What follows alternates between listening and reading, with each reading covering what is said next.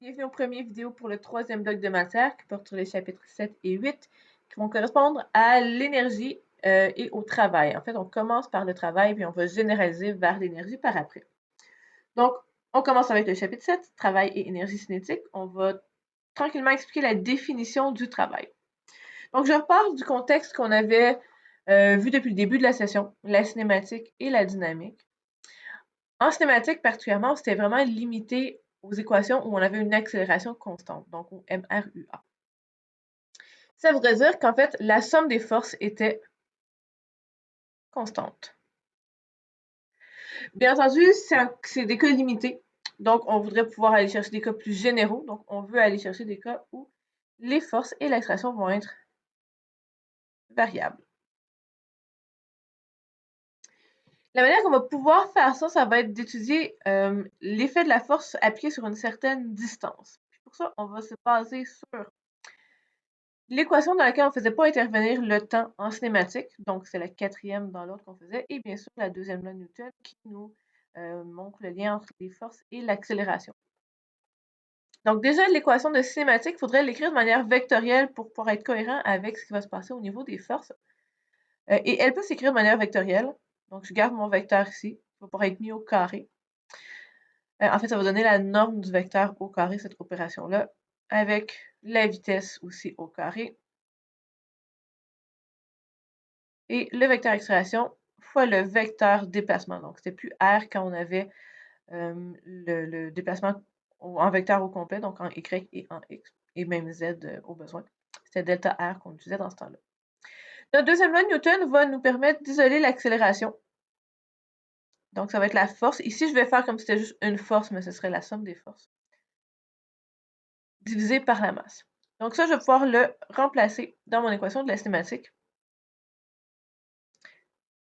avec, excusez-moi, le symbole vecteur. Plus 2F sur M point delta R. Puis là, ce qu'on va faire, ça va être... Oh, il manque mon 2. Ce qu'on va faire, ça va être seulement d'aller organiser les termes de manière différente. Je vais prendre mon M, je vais multiplier de l'autre... En fait, je commence avec la vitesse initiale que je vais envoyer de l'autre côté. Ça va me faire une soustraction. Une fois que ça devient la norme au carré, en fait, le vecteur au carré, on pourrait enlever la flèche éventuellement. Les deux notations seraient correctes. À partir d'ici, je vais l'enlever. Et là, excusez-moi, je ne vais pas mettre mon égal, je vais mettre un moins. Donc, VI au carré. Ce qu'on va faire aussi, ça va être d'envoyer le facteur M de l'autre côté. Donc, il va venir en évidence ici.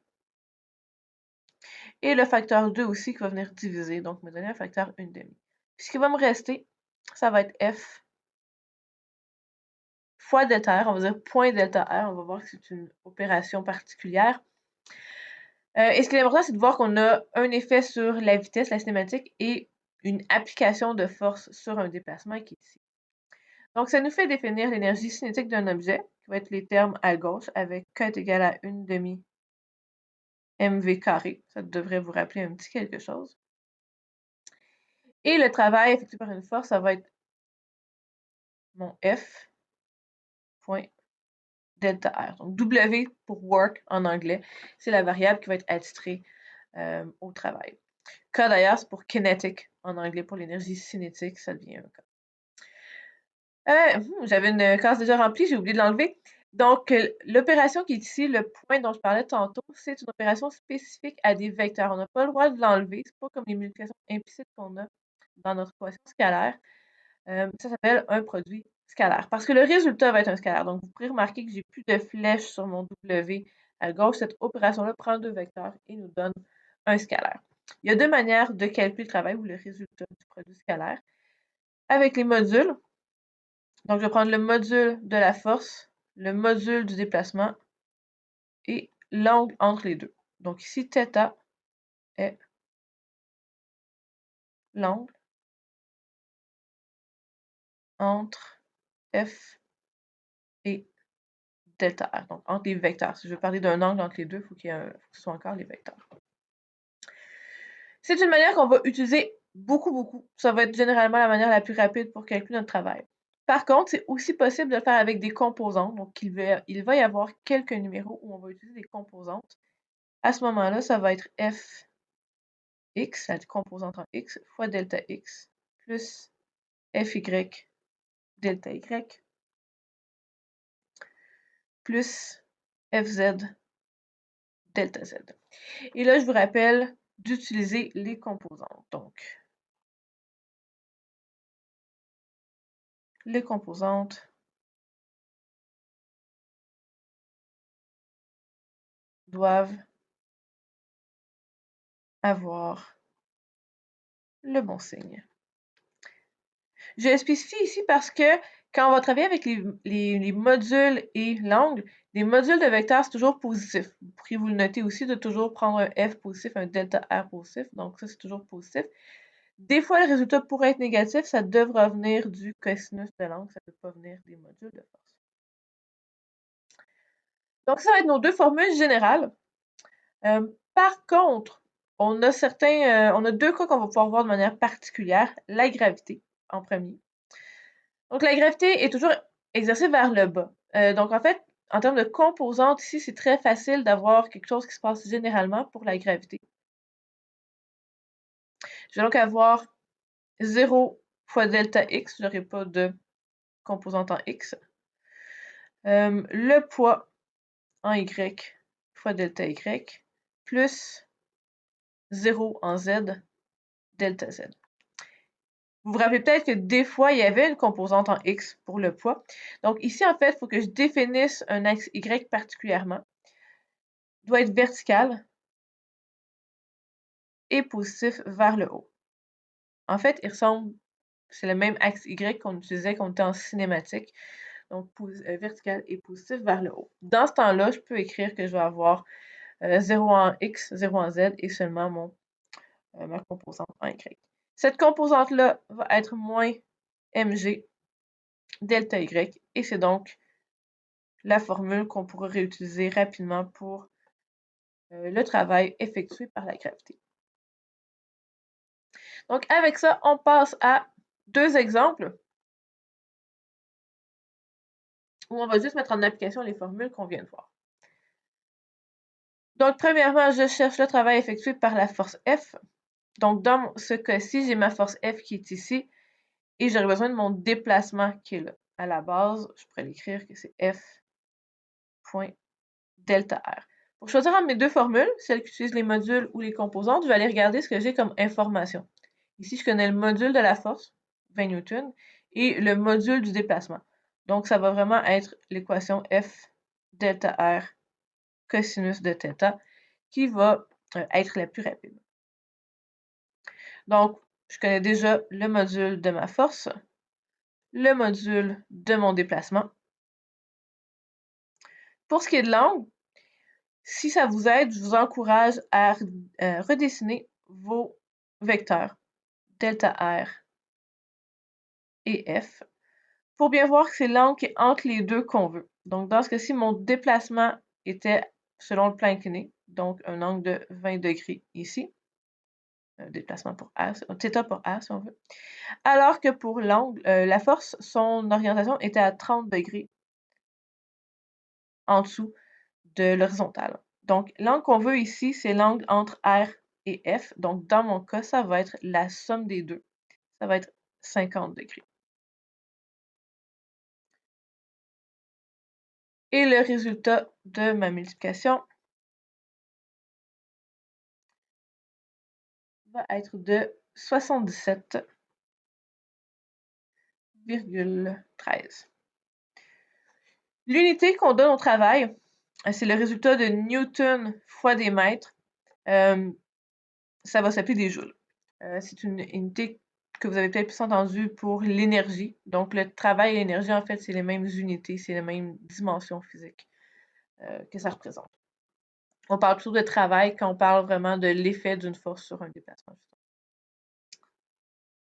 Ensuite, pour la question B, quel est le travail effectué par la gravité selon les deux méthodes de calcul? Bien entendu, ça va donner la même chose, c'est juste pour vous faire voir la différence. Moi, je vais avoir tendance à utiliser une plus que l'autre, mais en tant que tel, les deux seraient tout à fait valides. Je vais recommencer avec la même méthode que celle qu'on vient de faire ici. Donc, je vais avoir P delta R cosinus de θ entre P et R ou delta R. Donc, pour le poids, je vais avoir le module, donc je n'ai pas de moins ici. Donc, je vais avoir 5 kg fois 9,8. Pour mon déplacement, j'ai 6 mètres. Et pour l'angle entre P et delta R, donc le poids est à la verticale. Delta R est à 20 degrés par rapport à l'horizontale et j'ai un angle droit ici. Donc, ça me donne un angle de 110 degrés. Ce qui me donne moins 294 en arrondissant joules. Le signe négatif, on va vouloir l'interpréter. Ça veut dire que la force en question, donc le poids, nuit au mouvement.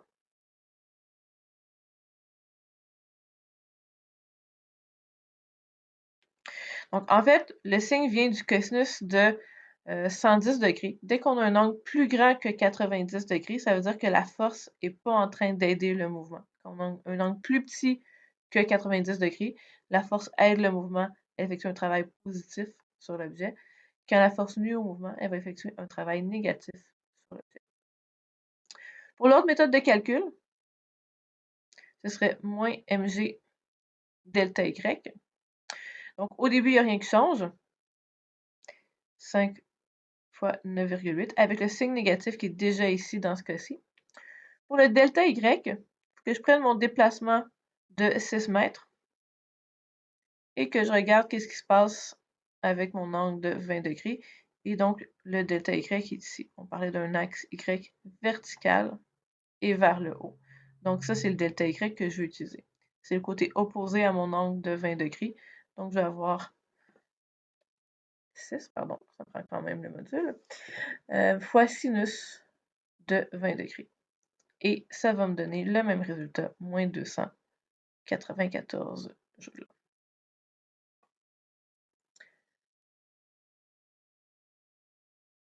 On passe ensuite à l'exemple 2. Donc, dans certains numéros, au début du chapitre 7, on va vous faire calculer des forces d'une manière comme dérivée de la dynamique. Donc, on ne veut pas oublier rien de ce qu'on a fait. Ce ne sera pas la méthode qu'on va utiliser jusqu'à la fin du chapitre, c'est juste pour un peu voir le lien avec les autres, les chapitres précédents, pour mieux voir l'utilité finalement des méthodes qu'on va développer par après. Pour la question A, c'est vraiment juste encore un calcul d'un travail comme on faisait tantôt. Donc, WG. D'habitude, je prends plutôt l'équation mg delta y. Donc, je vais avoir moins 5 fois 2. Puis là, mon delta y, mon bloc s'en va comme ça. Il descend le plan incliné. L'angle de 37 degrés est ici. Puis mon delta y et mon côté vertical ici. Il faudra mettre un signe négatif pour bien représenter le fait que le delta y est négatif, que le bloc descend. Le déplacement est de 2. Puis là, je viens de voir, vous l'avez peut-être vu tantôt, j'ai écrit 2 à la place de 9,8 tantôt. Et ici, je vais avoir sinus de 37 parce que ça reste le côté opposé à mon angle de 37 degrés. Ça me donne un travail fait par la gravité qui va être positif. Ici, on voit bien que la gravité aide le bloc à descendre le long du plan incliné. Et c'est 58, en fait 59,0 joules.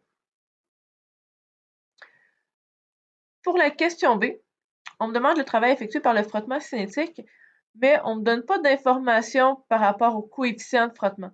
C'est certain qu'on serait capable d'aller trouver la normale, mais sans le coefficient de frottement, ça ne donne rien. Donc, ce qu'il faut faire dans ça, c'est aller isoler la force de frottement.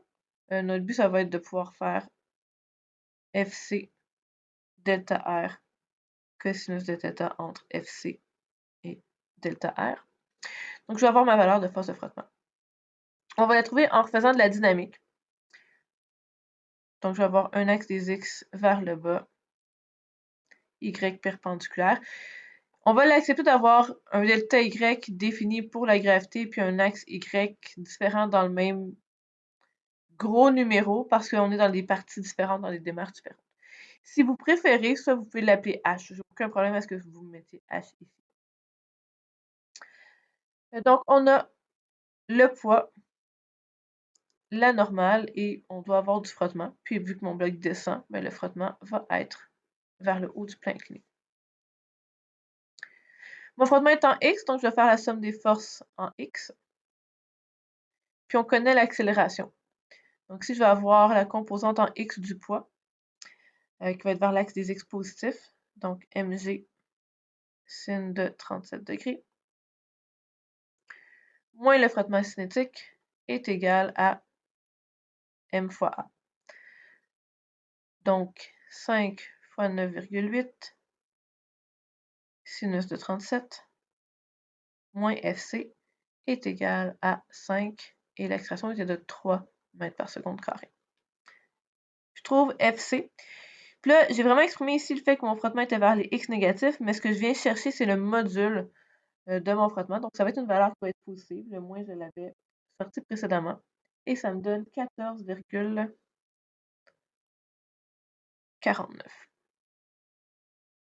Je vais avoir ici 14,49 fois mon déplacement de 2 mètres fois cosinus de l'angle entre le frottement et le déplacement. Mon déplacement serait vers le bas du plan incliné, alors que mon frottement est vers le haut du plan incliné. Donc l'angle entre les deux, peu importe de quel côté vous le regardez, c'est 180 degrés.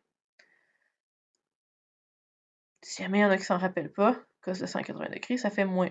Ça va revenir beaucoup. Le frottement cinétique est souvent à 180 degrés du déplacement. Et ça va nous donner justement un résultat de travail qui est négatif, ce qui nous indique bien que le frottement cinétique nuit au déplacement de notre objet. Dans ce cas-ci, le travail me donne 29,0, moins 29, c'est-à-dire 0,0 joules. Et finalement, quel est le travail effectué par la force normale? On va voir N delta R cosinus de θ entre N et delta R. Et là, mon déplacement est vers le bas du plan incliné. Ma normale est perpendiculaire au plan incliné. Donc, j'ai un angle de 90 degrés entre les deux. Et si vous connaissez bien votre cercle trigonométrique, cos de 90, ça vaut 0. Donc, le travail au complet va être de 0 joules. Ça va toujours être le cas, bien sûr, pour une force qui est perpendiculaire au déplacement. Ce que ça indique, logiquement, si un travail positif aide le déplacement, aide le mouvement, un travail négatif nuit au mouvement, un travail nul fait ni l'un ni l'autre. Donc, la normale, elle n'aide pas au déplacement, elle n'aide pas le bloc à tomber, elle n'empêche pas le bloc de tomber, elle ne retient pas non plus. Ce qu'elle fait la normale, au fond, c'est qu'elle force le bloc à suivre ce chemin-là. Elle va affecter le trajet suivi par le déplacement, mais elle ne va pas donner ou enlever d'énergie éventuellement, donc effectuer le travail sur le bloc pendant ce déplacement. Donc, c'était tout pour les exemples de la section 7.1.